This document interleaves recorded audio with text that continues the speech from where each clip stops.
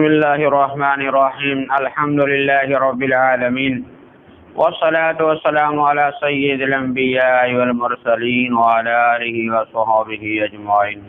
حضور نبی کریم رؤوف الرحیم صلی اللہ تعالی علیہ وآلہ وسلم کا ارشاد مبارک ہے۔ آپ فرماتے ہیں کہ قیامت کے دن دشوار گزار گھاٹیوں سے جلدی نجات پانے والا وہ شخص ہوگا جس نے دنیا میں مجھ پر کثرت سے درود پاک پڑھا ہوگا۔ تو درود پاک قیامت کی سختیوں سے انسان کو جلدی نجات دلوانے میں یہ بہت پیارا وظیفہ ہے، تو ہمیں ضرور درود و سلام کثرت سے پڑھنا چاہیے۔ اصول برکت ایک دفعہ درود سے پڑھ لیجیے۔ اللہم صلی علی سیدنا و مولانا محمد وعلی آل سیدنا محمد وبارک وسلم علیہ۔ اللہ تبارک و تعالیٰ نے قرآن مجید فرقان حمید میں ارشاد مبارک فرمایا، وَدَّ كَثِيرٌ مِّنْ أَهْلِ الْكِتَابِ لَوْ يَرُدُّونَكُم مِّن بَعْدِ إِيمَانِكُمْ كُفَّارًا حَسَدًا مِّنْ عِندِ أَنفُسِهِم مِّن بَعْدِ مَا تَبَيَّنَ لَهُمُ الْحَقُّ فَاعْفُوا وَاصْفَحُوا حَتَّى يَأْتِيَ اللَّهُ بِأَمْرِهِ إِنَّ اللَّهَ عَلَى كُلِّ شَيْءٍ قَدِيرٌ۔ اللہ کریم نے اس آیات مقدسہ میں یہ ارشاد مبارک فرمایا ہے، اہل کتاب میں سے بہت سے لوگوں نے اس کے بعد کہ ان پر حق خوب ظاہر ہو چکا ہے، اپنے دلی حسد کی وجہ سے یہ چاہا کہ کاش وہ تمہیں ایمان کے بعد کفر کی طرف پھیر دیں، تو تم انہیں چھوڑ دو اور ان سے درگزر کرتے رہو یہاں تک کہ اللہ تعالیٰ اپنا حکم لائے، بے شک اللہ تعالیٰ ہر چیز پر قادر ہے۔ اللہ رب العالمین نے اس آیات مقدسہ میں یہودیوں کے کارنامے اور یہودیوں کے جو مسلمانوں کے ساتھ زیادتیاں تھیں، کیونکہ پہلے مسلمان کم تھے، مسلمان تھوڑے تھے، تو اس وقت یہود و نصارہ جو تھے مسلمانوں پر بڑا ظلم و ستم کرتے رہتے تھے، اور جو مسلمان ہو گئے تھے ان مسلمانوں کے لیے وہ ہمیشہ ایسے حربے استعمال کرتے تھے کہ یہ دوبارہ مسلمان جو ہیں یہ ایمان چھوڑ کے کافر ہو جائیں۔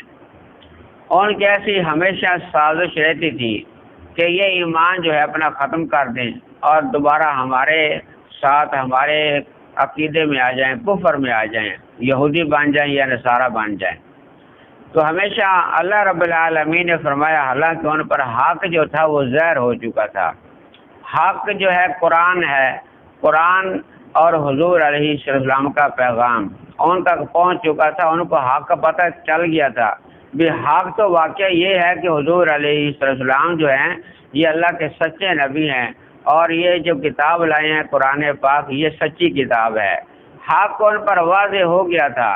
لیکن دلی حسد کی وجہ سے ان کو حسد تھا مسلمانوں کے ساتھ اور حضور علیہ السلام کے ساتھ۔ حسد کی وجہ سے لوگوں کو مسلمان نہیں ہونے دیتے تھے، جو بھی مسلمان ہوتا تھا اس پر بڑی سختی کرتے تھے اور اس کو دوبارہ اپنے عقیدے میں لے جانے کے لیے بڑی کوشش کرتے تھے، اس پر سختی کرتے تھے، مارتے بھی تھے، اور بھی سزائیں سخت جو ان کے لیے آسان ہوتی یا ان کو اپنے کرنے کی وہ سزائیں دینے کی ہمت ہوتی وہ دیتے، مسلمانوں کو سزائیں دیتے تھے کہ تم اپنا یہ ایمان قبول نہ کرو، ہمارے عقیدے میں رہو۔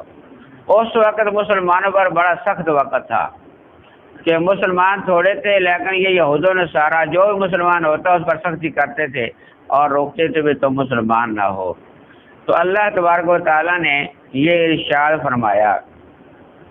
یہ اپنے دل کی حسد کی وجہ سے خود بھی ایمان نہیں لا رہے، اور جو ایمان لوگ لاتے ہیں ان کو بھی پیچھے کرتے ہیں کہ تم بھی ایمان نہ لاؤ، جو ایمان لے آتے ہیں ان کے ساتھ سختی کرتے ہیں۔ تو اللہ کریم نے فرمایا، اے مسلمانوں ابھی تم ان سے درگزر کرو، ابھی تم تھوڑے ہو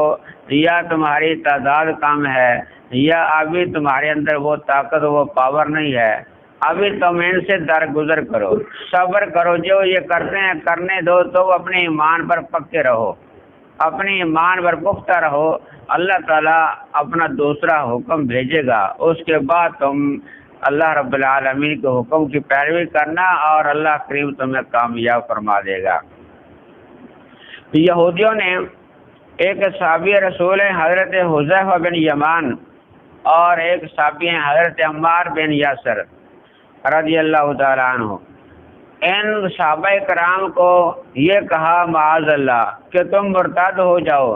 تم نے کیوں اسلام قبول کر لیا ہے، تم دین سے ہٹ جاؤ، پیچھے ہو جاؤ، مرتد ہو جاؤ۔ تو ان دونوں صحابہ کرام نے سختی سے ان کو منع کر دیا کہ ہم نے اسلام قبول کیا ہے، ہم اللہ تعالیٰ کے پیغام کو قبول کر چکے ہیں، ہمیں تم نہیں روک سکتے ہو، تو نہ ہم روکنے والے ہیں۔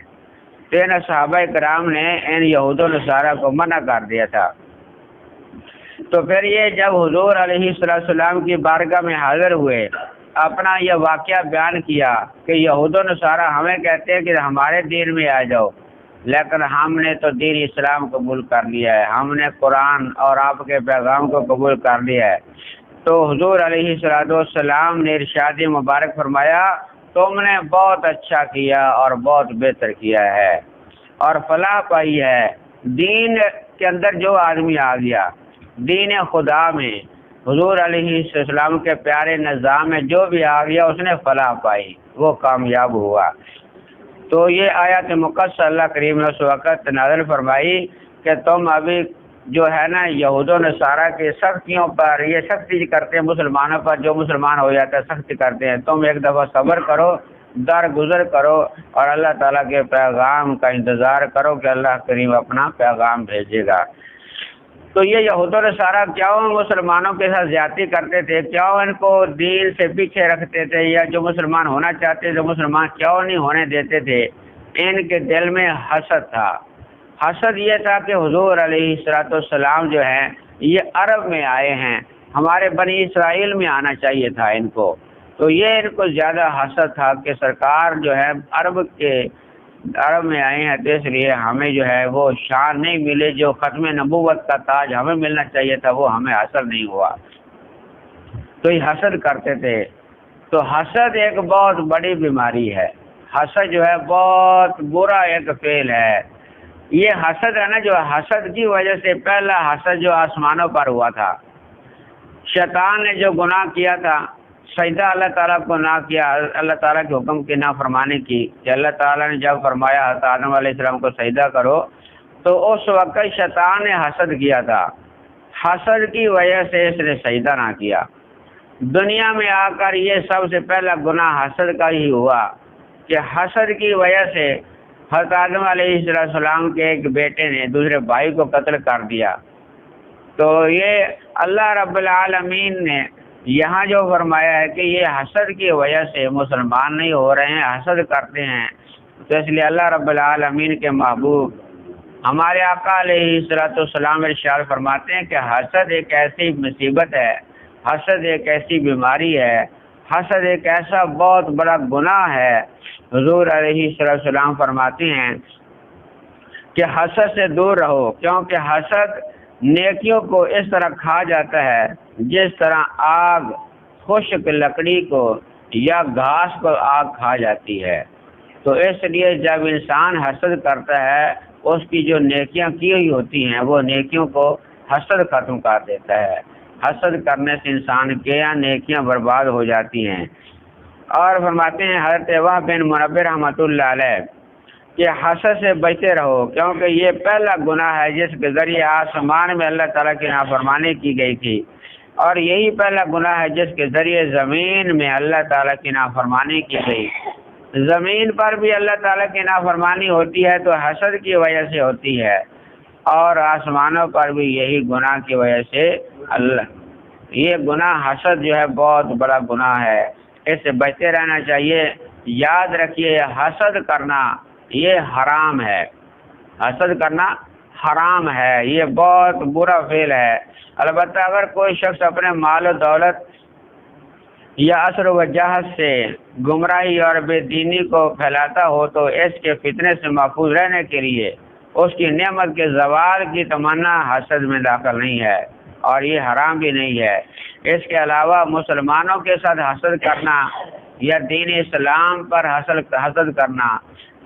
کرنا مسلمانوں سے یہ بہت بڑا گناہ ہے اور حرام ہے، اس سے ہمیں بچتے رہنا چاہیے۔ تو یہ اللہ تعالیٰ نے ارشاد فرمایا ہے کہ تم اللہ تعالیٰ کے حکم کا انتظار کرو، ان اللہ علی کل شیء قدیر، اللہ تعالیٰ ہر چیز پر قادر ہے، اللہ تعالیٰ کی حکمت کے ساتھ یہ دنیا چل رہی ہے، تو تم اللہ تعالیٰ کی تابع داری میں رہو، جتنا اللہ تعالیٰ حکم دیتا ہے اس پر عمل کرو،